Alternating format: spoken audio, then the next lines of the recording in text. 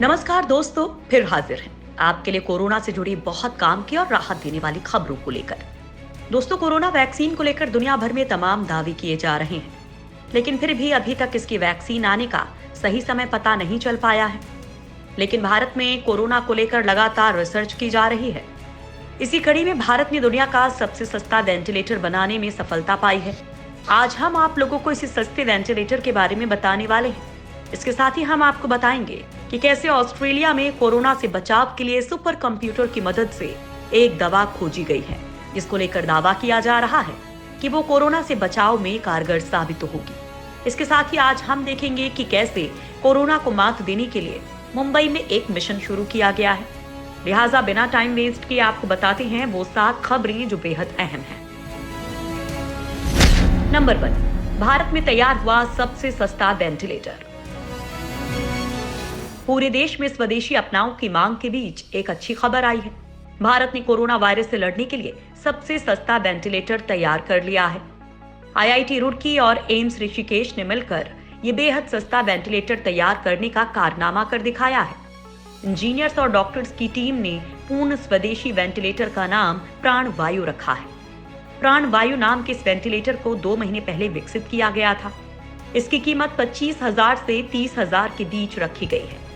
AIIMS के doctors की 5 सदस्यीय टीम ने इसकी विश्वसनीयता और प्रभावी होने की पुष्टि की है।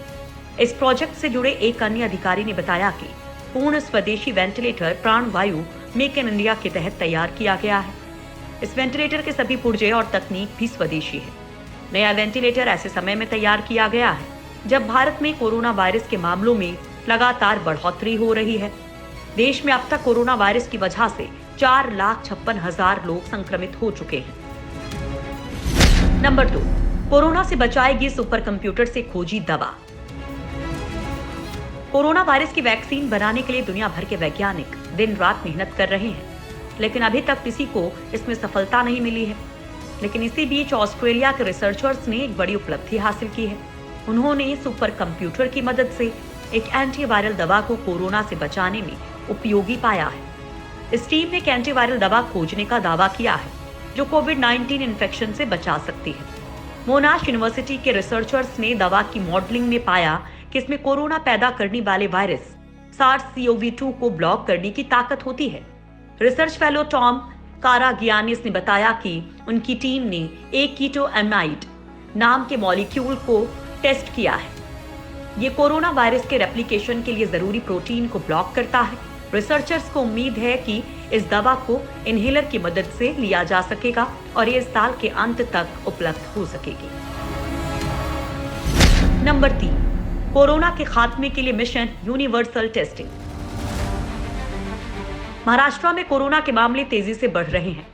इसमें सबसे ज्यादा केस मुंबई में हैं और अब कोरोना को खत्म करने के लिए मुंबई में मिशन 0 के बाद मिशन यूनिवर्सल टेस्टिंग शुरू की गई है।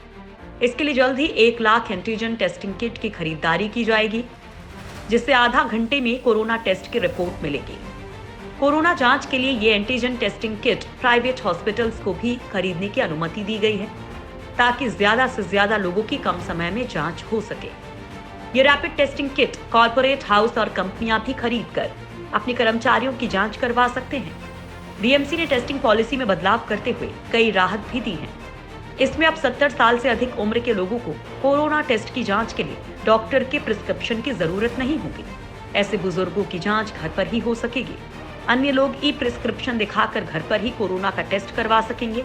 मिशन यूनिवर्सल टेस्टिंग का मकसद ज्यादा से ज्यादा लोगों की कम से कम समय में कोरोना जांच करवाना है। नंबर 4, कोरोना से बचने के लिए इम्यूनिटी बढ़ाने पर जोर।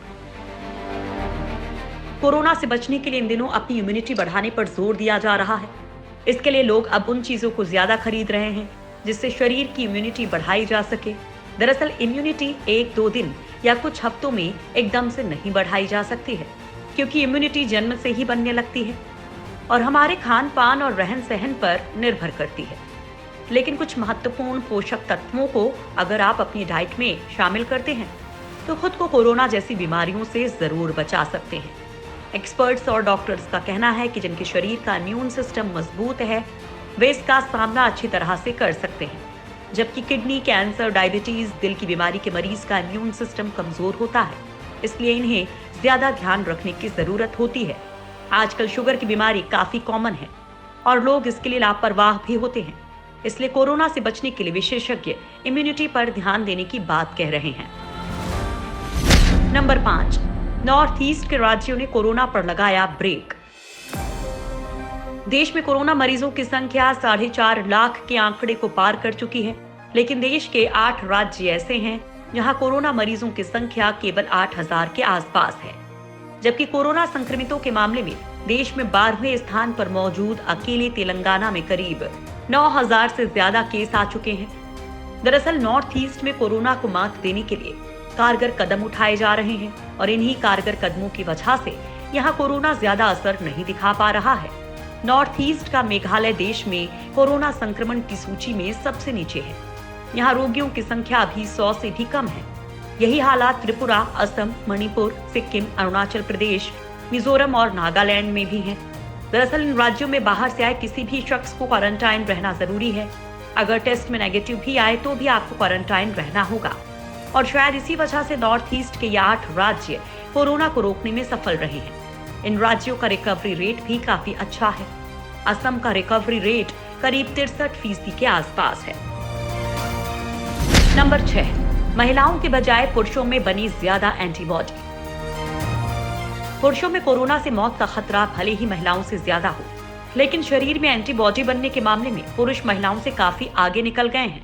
ब्रिटेन की सबसे बड़ी स्वास्थ्य एजेंसी NHS के मुताबिक कोरोना से संक्रमित पुरुषों में महिलाओं के मुकाबले एंटीबॉडी ज्यादा बनती है। हाल ही में इस पर रिसर्च की गई थी। शोध का मकसद ये पता लगाना था कि कोरोना सर्वाइवर के ब्लड प्लाज्मा को संक्रमित मरीजों में चढ़ाया जाए तो एंटीबॉडी वायरस से लड़ने में कितनी मददगार होती है, उनमें इम्यूनिटी का स्तर कितना बढ़ता है। दरअसल NHS ने हाल ही में कोरोना के मरीजों के लिए ब्लड एंड ट्रांसप्लांट प्रोग्राम शुरू किया था। ट्रायल के दौरान सामने आया कि संक्रमित पुरुषों में 43% और महिलाओं में 29% एंटीबॉडी विकसित हुई हैं।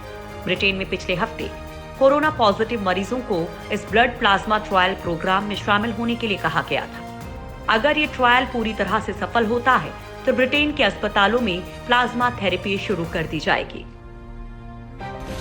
नंबर 7, दिल्ली में कोरोना मरीजों को बांटे गए पल्स ऑक्सीमीटर।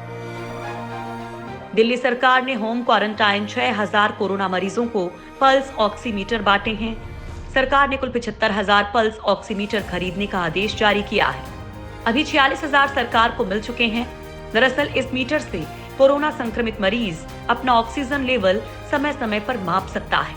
अगर उनके अंदर ऑक्सीजन की कमी होती है तो सरकार घर पर ही ऑक्सीजन कंसंट्रेटर के जरिए ऑक्सीजन उपलब्ध करवाएगी। इस मीटर से लोगों को खतरे का पहले ही अंदाजा हो जाएगा और समय रहते उसे ऑक्सीजन उपलब्ध करवाई जा सकेगी।